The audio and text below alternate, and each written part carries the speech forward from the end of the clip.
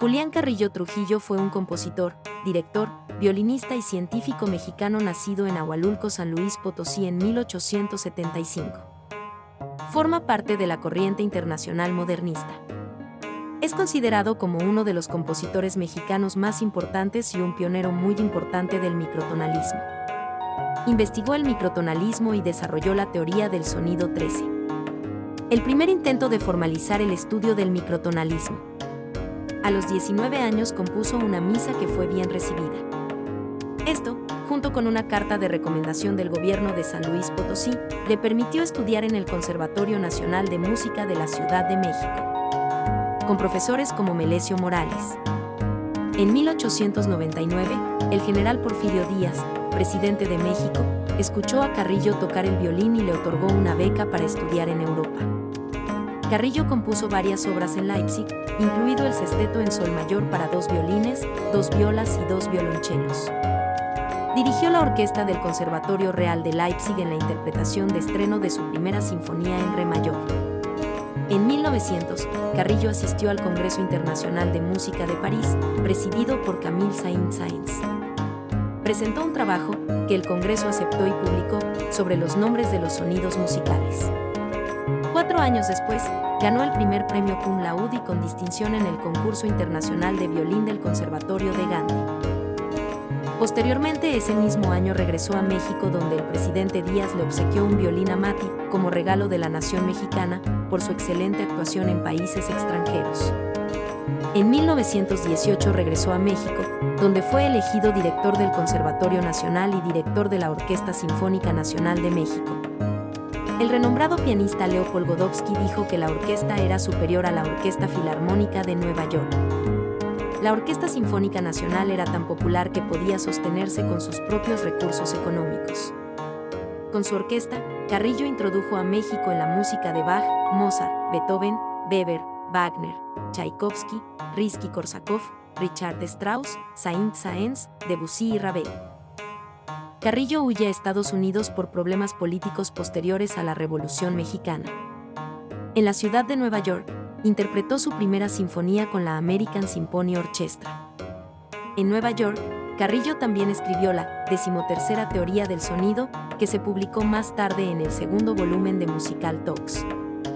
Llegó a Nueva York en 1926, despertando de inmediato el interés de la Liga de Compositores, compuesta por Bela Bartók, Pauline Demit, Artur Honegger, Ottorino Respighi, Manuel de Falla, entre otros, con quien Julián Carrillo mantuvo una entrevista para la exposición de sus teorías.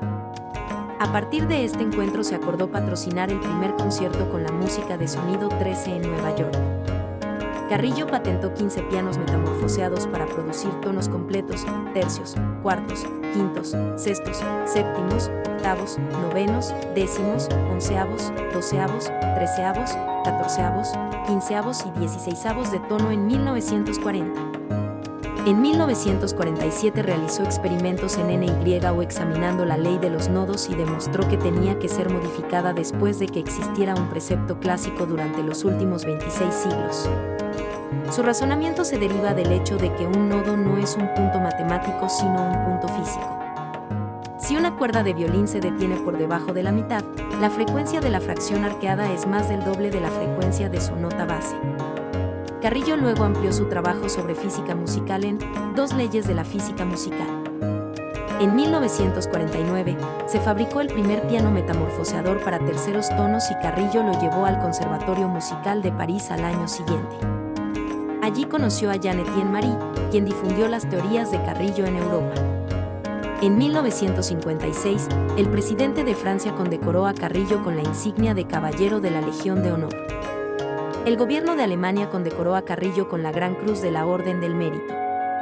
En 1958, Carrillo mostró sus 15 pianos metamorfoseadores en la Exposición Mundial de Bruselas.